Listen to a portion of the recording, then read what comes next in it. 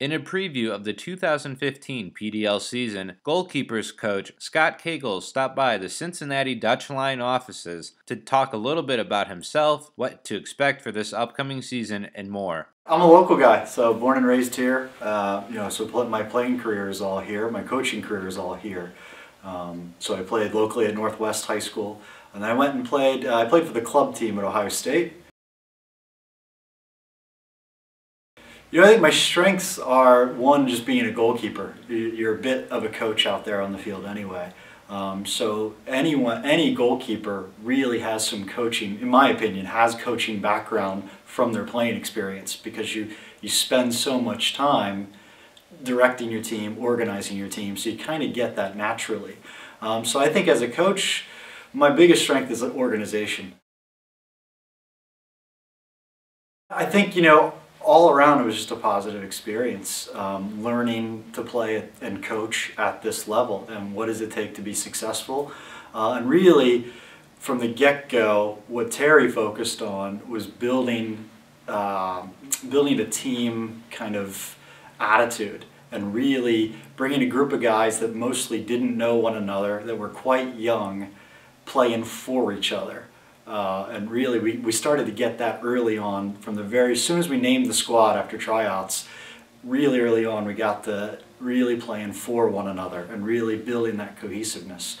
So I think that was one of the biggest things of last year, is playing for one another over this short season, where, in the PDL, each player is trying to get better. Most of them are wanting to try to play professionally at some point. But they can't lose sight of the fact that it's a team sport, and we have to play together to have team success, and that will breed individual success. I think again, I saw a lot of really young players, who have a lot of raw ability, and it's just a matter of putting it together. So I'm pretty excited. Really looking forward to the invite tryout to bring those guys, the guys we've invited back, with the guys that are returning from next year, as well as some other, new players who couldn't make the open tryout due to, there are a lot of universities that are having their spring season. So I'm pretty excited to bring all those guys together, but just a lot of raw talent was at that open tryout.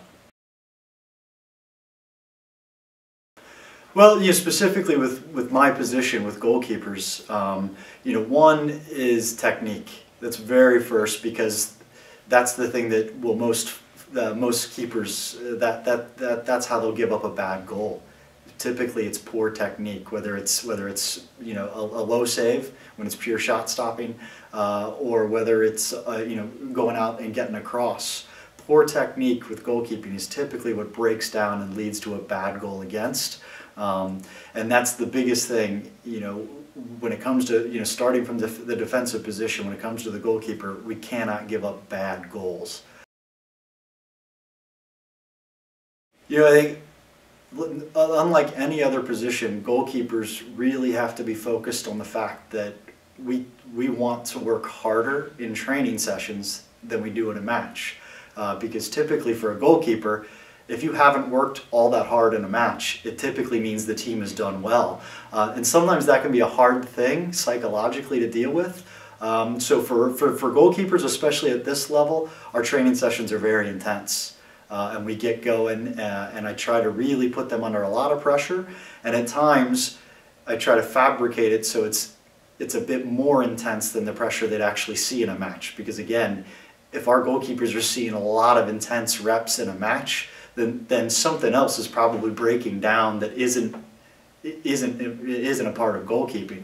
So I try to replicate that, and even make it so it's a bit more intense, so they're used to it psychologically. They really just have to read the game very well. I think that's one more thing that leads to goalkeepers being good coaches when they're done with their playing career, is that you really have to be able to read the game quickly and accurately and make decisions from there, whether it's directing a teammate or whether it's coming to get across that you've read. You've read the flight of the ball, you've read the situation. So I think that's where goalkeepers, they have to be really analytical. Not just really good athletes, not just courageous, they have to be really analytical. They have to be good thinkers and have a good soccer IQ. Well, you know, I think it's the game being a part of the community. That's not really something we have here still in the States, with, you know, soccer being the community's game, where it is just about every place else in the world. So you know, help the players to be involved in trying to grow something.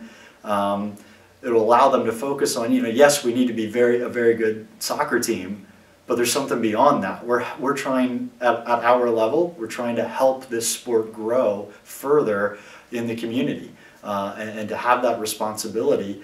You know, it's more than just what they do on the field. What are they helping doing off the field? And I think what the Dutch Lions are providing is an investment on many different fronts, not just financial, not just time, but many different fronts. The Dutch Lions are putting that ahead with, we're willing to make this investment as a front office, as an organization. What are the players willing to do? Aside from just being a very good soccer player, we're all in this together trying to grow the sport of soccer here in the States. You know, at our level, it's got to be an entertaining product. You know, we've got to build on the success of the last World Cup. We've got to build on the fact that our men's national team are expected to win. You know, the other night was a really disappointing result against a good Denmark team. Denmark leads their Euro qualifying group, and that's good that our men's national team are expected to compete at the highest level. We've got to build on that and compete at the highest level that we can. So that means we have to win the PDL. We have to win our division. We really need to go for that goal, because at the end of the day, Americans especially are drawn to winners. And so it needs to be a good product, but we also need to get results. We need to win, because, like I said, Americans love winners. That's what we are, and that's what we want to go see, and that's what we'll pay to see.